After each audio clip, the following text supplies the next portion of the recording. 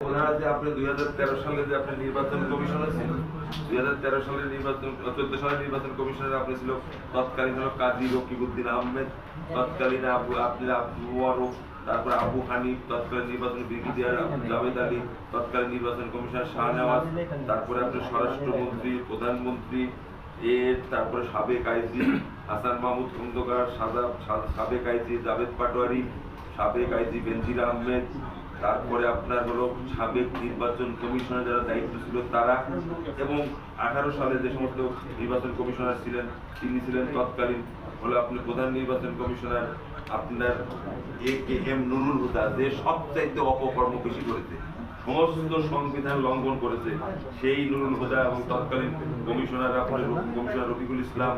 কবিতা খানম, তৎকালীন ব্রিগেডিয়ার শাহাদত হোসেন, এবং সর্বশেষ আপনার 2024 সালে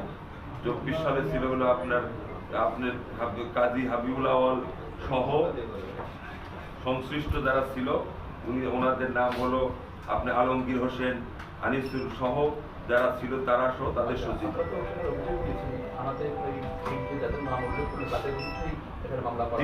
ওখানে ওনাদের বিরুদ্ধে উল্লেখ করছি, এখানে ওনাদের বিরুদ্ধে উল্লেখ করে যেহেতু এটা ফৌজদারি মামলা, দণ্ডবিধানের মামলা হবে, নির্বাচনের আচরণ বিধি লঙ্ঘন করে তারা বিভিন্ন কাজ করেছে, এই কারণে এটা আমরা থানায় একটা অভিযোগ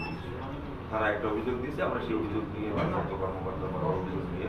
বিএনপির পক্ষ থেকে আমাদের মহাশয় সাহেব চিঠি দিয়ে পাঠিয়েছেন, সেটা নিয়ে আমরা এসেছি।